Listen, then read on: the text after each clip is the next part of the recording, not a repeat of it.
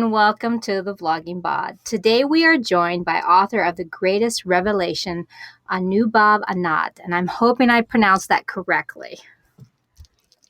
Yeah, it's perfect. Awesome. Point for me. Okay. So from what I understand, and let me know if I get this right, okay? You've written poetry, but this is your real first book that you've put out, correct? Correct. Yeah. Okay. So what I've done is I've done some research just based around this current body of work. So that's kind of what we're going to be talking about today, which is, just as a reminder to our audience, is called The Grandest Revelation. So that's what we're going to be talking about today. So first off, I want to travel a little bit in time, back to 2015, where we find you sitting next to a window on a train. Tell me what thought process went through your mind about a possible book. Yeah. Actually, it's way back, from 2015 as well. If I remember correctly, I think, when I was in fifth standard or sixth standard, I created some, stories in notebooks, which I lost sadly. Uh-huh. And then I wrote some few excerpts in my computer as well, which uh, and the hard drive crashed, so I lost it again. At that time I quit writing, and because I thought that I wasn't ready enough to write that. Write something uh, long stories and those kind of things. And plus, I just thought that it wasn't the right time. So in 2015, when I was traveling, on that train, which is really good. And I think I was traveling back, from my college to home, Ah, and it was yeah, yeah, and and I think it was past midnight, and the train, all the passengers were sleeping, and I was just staring, at the sky, and I really think that I stared that sky with a very different angle, from a very different angle, and I just thought that, what if those stars can be transformed in a human form, and if that is possible, so if those stars could transform into a human form, then obviously, since they have abundant energy, so they will, be having some power. So at that point, it just struck to me that it can be, a supernatural plot and action and adventure. I just thought those kind of things, I just sat with it. That plot, and that was it. That was the I mean overview concept, which I have used in this book, and I just held with it at that time. It just happened to me. okay. We're getting a little bit of feedback. You're coming in and out. I can't tell if you're pacing or if it's just the signal. But let me get the gist of what you were saying. So basically, you were on the train coming back from college, and your thought Yeah, process was, what if a star could actually be a body in aspects of a person? Yes. yeah, true, Okay. Wonderful. Okay. All right. I was following. Okay. yeah. Okay. So with the thought process of The Grandest Revelation in 2015, let's go into detail with us on the writing process, which I believe you started in 2018. Yeah, correct. Okay. So tell me about how the process for you went on writing it.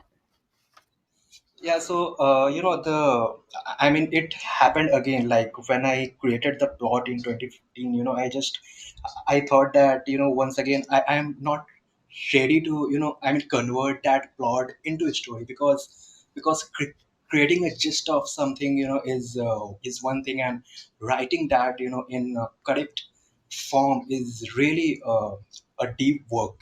Yes. And yeah, so I just thought that it wasn't the right time for me at that time as well. Hmm. And in 2018, I don't know, I mean, it just stuck to me that it's enough. I think I think I have been sitting with this a very long time, and I must do something with it. What so I just I just began creating some lines, some excerpts in a very slow pace, and that's it. I wrote in a very slow pace at the beginning, which was Hmm. really, which was the early drafts which I created, and then I progressed, eventually until I completed, last year. Got you. So, from what I'm hearing, it started out slow because you were kind of feeling your way through it. You were trying to feel what direction you wanted to take the story. So, once you found your niche, your momentum as in writing started to increase, right? Yeah, yeah, yeah, true. Awesome. Because Okay. once I began writing it, the flow started. I was like, okay, okay. It's happening. Once the chapter has ended, I know what has to be written next. So I think it happened very. It changed very drastically, and I really speeded. So that was it. Yeah, yeah. Right. Okay. So you started out slow and then all of a sudden it just kind of rushed in on you and you knew where you were going. That's kind of an awesome though. So Yeah, once you really got your niche and your feel to where the story, it just really started to come about. I get that. yeah. So with all this time jumping that we've done from 2015 to 2018, um, Hmm. in the grandest revelations creation, did you ever find yourself needing a push? I mean, did you find yourself that you were just stagnant and you needed that little push or kind of like a writer's block scenario? Did you ever find that along this Yeah, time? yeah. Yeah, I think, I guess that it happened mostly in 2018 to 2020, Hmm. more, rather in 2015 to 2018, because in those years, once I created the plot in 2015, I just, kept it aside. I mean, I um, didn't think about it much. I just, I distracted myself, to some other thing, because I was in college. So I guess the writer's block that happened to me is, I think, in in around 2019. Which where I was stuck. At some chapters, and I was and I had no clue, how to get to the next point. And at that point of the time, I just stopped writing, for a couple of months, and I started. I changed my course of living. Just Hmm. watching TV shows and movies, and I was just and I just I just distracted myself from that point. And once, but I think, I believe that it happens with every writer, that if you get, if you get to this point, then there will obviously come a point where you will get past that. You will surpass that point, Right. and because the ideas never stop coming to you. It will come to you if you Oh get, yeah. you have this point. So yeah, so that. Oh, So I get you. I it get worked you on the out. ideas. I fully understand what you're saying, but the ideas always come. I think if we're anything alike, you probably have an idea book that you jot stuff down in, because that's me. I have like yeah, they're littered about my studio and the house. I have all these little notebooks, and then I'll be like, wait a minute, where was that one note about this or that? And I'll have to go searching for it. So yes, I fully understand. Even going to sleep at night and waking up in your dreams can even have a, Oh, oh, yeah, this yeah, happens with me. Some of the ideas, came to my dream, actually, mm, and I've used, it in Grandest Revelation as well, and some of the plot, which I have, which I might be using in some other plot. So I think, yeah, this happens. If you're thinking too much, and it yeah. it will come to your dreams as well. Oh So yes, that's something which. I totally agree with you. Or just when you're just in your daily routine of brushing your teeth or showering or washing your hair, ideals will come and you'll be like, oh wait a minute, I need to make sure I think about that. Running to turn off the water just so you can jot something down. I feel you. They, Totally, totally. right. They always come at the time when you're not in front of your either your typewriter or your computer screen. That's when Hmm, the ideas hit hmm. you. So Yeah. let's talk a little bit about your characters. I want to find out how you make your characters so relatable to your readers. uh, yeah, that really something, because you know uh, when I created this book, it was all about the stars and universe. So I really, took my time to think about the characters, like how I will be placing them, and where, I will be beginning their journey. And as I said, that it has some of the supernatural characteristics, so I just thought that let's, make them, I mean, across all over the world, across Mhm. all over the globe, and I really placed them, from,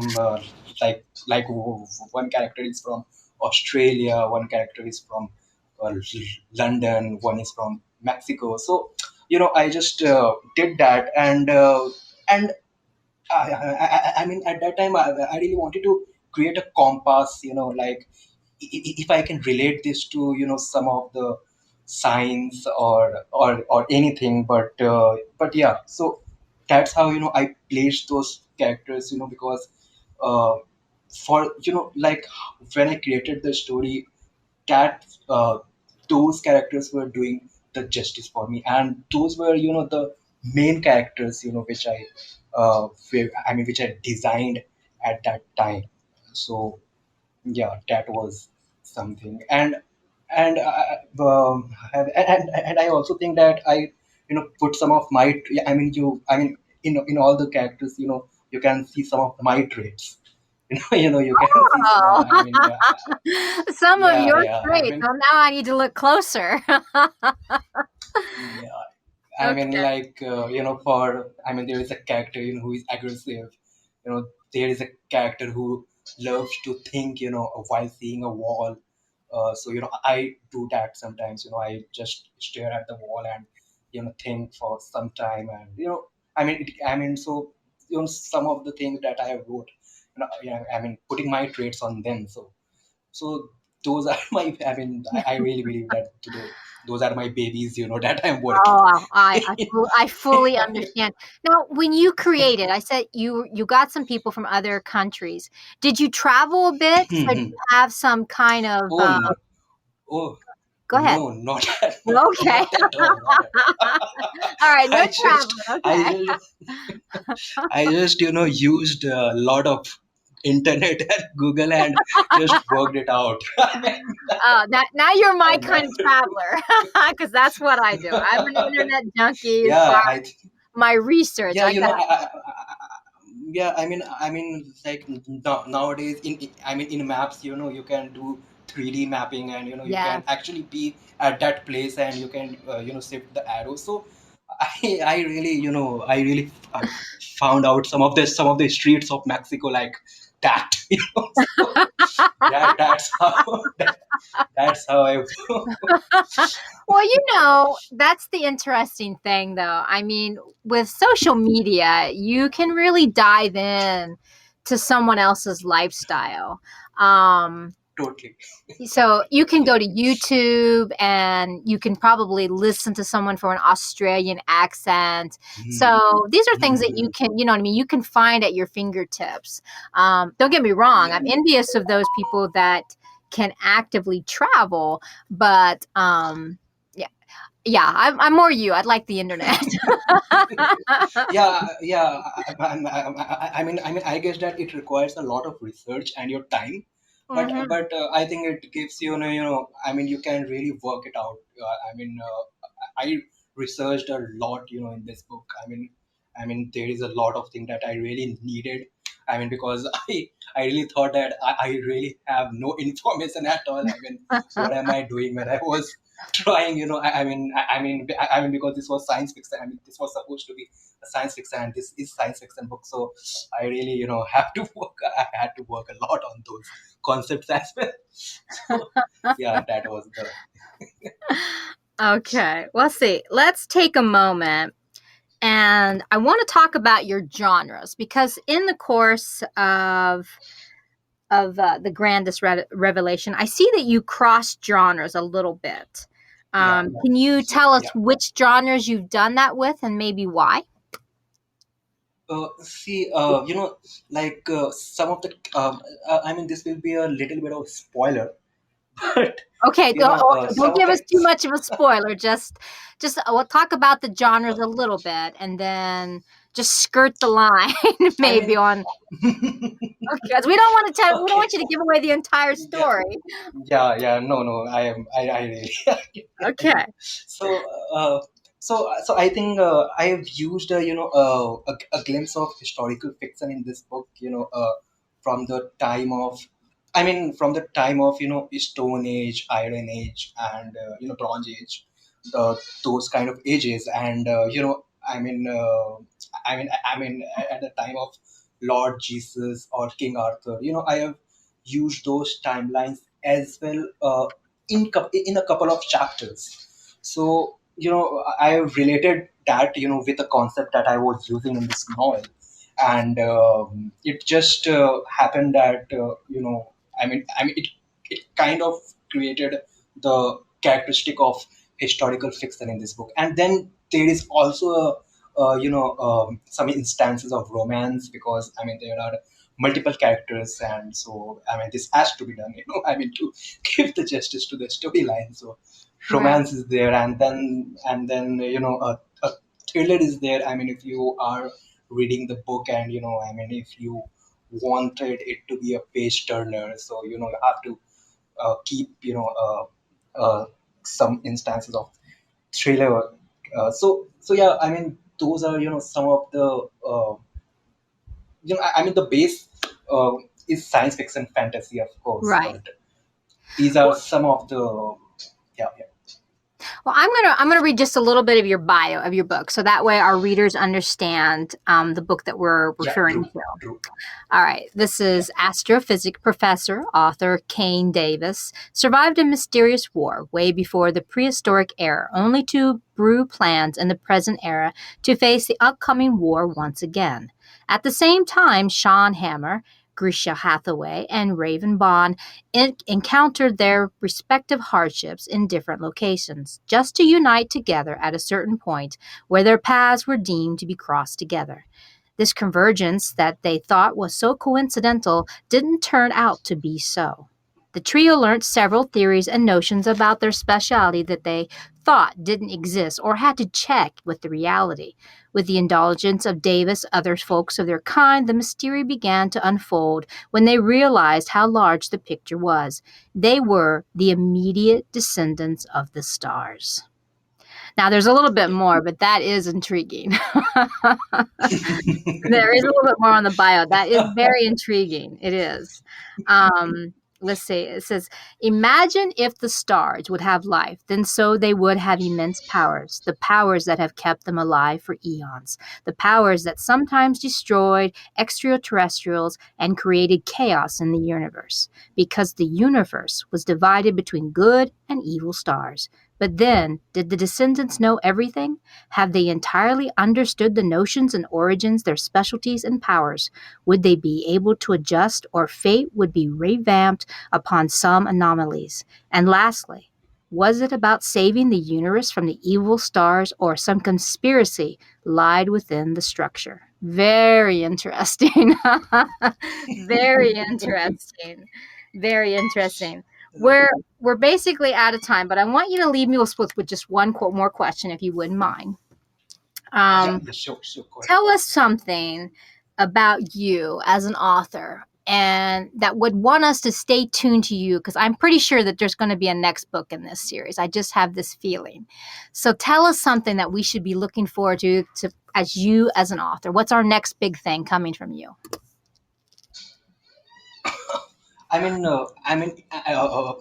In terms of work, you Uh-huh. mean?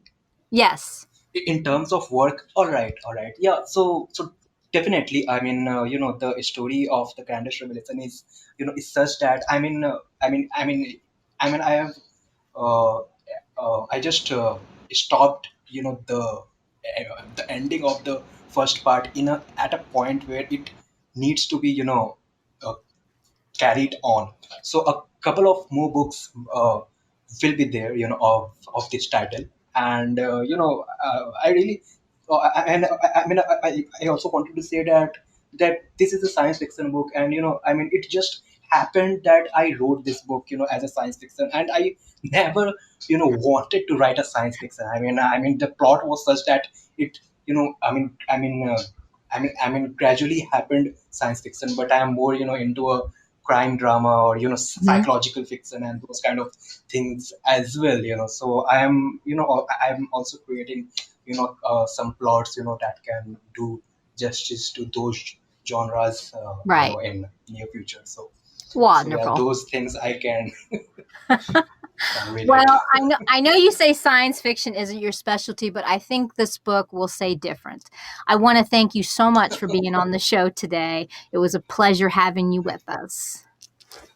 I just want to take a moment and say that you are a really wonderful host for me, Aw, and really thank you, you're all thank you my for. pleasure. It was really fun. My pleasure. My pleasure. Thank you again, all the audience members who Thank you. come in every day and listen to our podcast. Our next podcast won't be until next Thursday, but I want to thank you again for coming in tonight, for being my guest once again. And thank you, my audience. Have a great night, everyone. Bye bye for now.